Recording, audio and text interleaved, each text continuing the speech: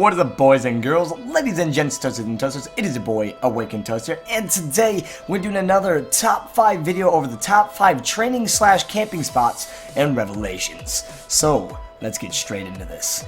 Coming in the number 5 spot would have to be my boy Kino Dirt Tone. If you guys do know, in this map, they've actually merged a bunch of the old maps from previous games and put them into one map. Not like every single map, but just like certain maps that were like fan favorites from each game.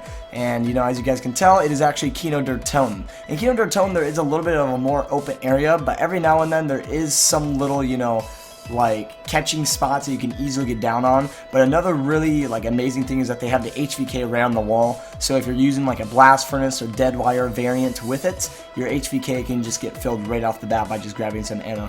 The only bad part about this is still with Revelations on the PS4, you do have some freezes and all that, so you have to worry about that and be precautious when you're training in this area. But overall, this comes in my number 5 because it's actually just a really nice area to go around. Next in the top 5, coming in the number 4 spot, would have to be the spawn room. If you guys do not know, the spawn room of Revelations is actually quite large compared to other maps, and the reason why this is going in my number 4 spot is because honestly, it gives you a lot of training space, and I love that about this map. Is like, you can almost train in every part of the map, but spawn is absolutely great for that. In the spawn room, if you guys do not know, it goes from like quick revive all the way to the rift portal, which is literally so much room for you to, you know, have training space. And I actually managed to get to round 20 doing a spawn room challenge without even using any on the houses or anything like that. I managed to have like 1 down, but that wasn't a huge thing. But overall, I'd have to say definitely spawn room would be coming in the number 4.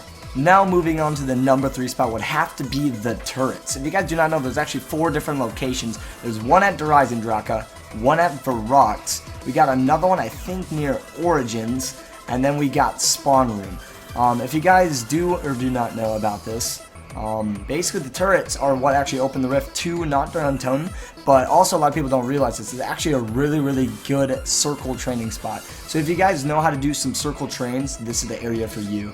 And if you do get caught up every now and then, you can actually pop in the turret and just do a little bit of a spin, and you can kill all the zombies around you depending on how high of the round you're on.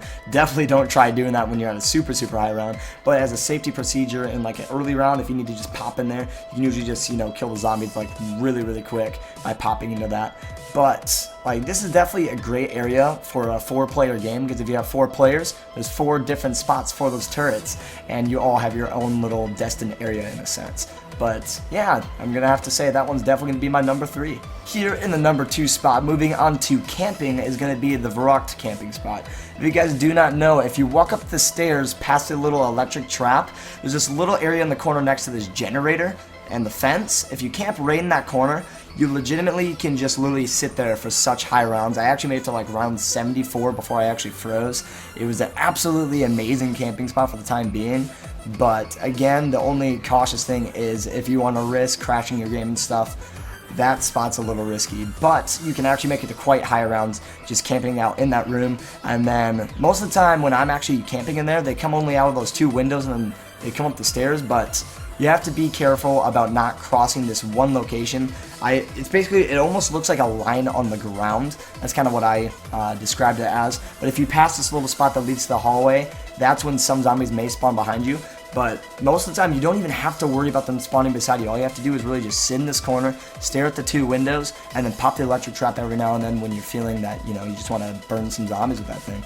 So yeah, I'd definitely say this is a beast spot for camping. Taking the number 1 spot here in the top 5 is gonna have to be the Origins jump pad. This is probably one of the safest areas to go if you guys are going for high rounds, because this is the one spot I've actually never had any problems with crashes. The main reason is because Furies and the parasites do not spawn anywhere in this area unless you brought them from the pad. That's the only time that they can sometimes get there, but they don't actually spawn in that location. This is actually right next to spawn, but you do not want to buy the first door that leads to Origins. You actually have to go all the way around the map and through mob, and once you go through mob, you go through excavation site, and you go on the jump pad leading into the Origin jump pad area. And then basically there's only 2 windows. There's one window on the left, one on the right, and then there's the Origin jump pad behind you, and those are the only like 3 areas of spawn for the zombies to come in, which just makes it absolutely crazy for grinding through the high rounds. I actually made it to round 122 using this strategy, so I really do suggest using this, especially if you guys are trying to avoid game crashes. This is definitely the area for you. Also, the other really, kind of risky part about this is you're gonna want alchemical and thesis, or maybe like a max ammo drop, something like that, because if you're not running those, most likely you are gonna run out of ammo unless you are ultimately lucky and you just get max ammo like every single 2 rounds.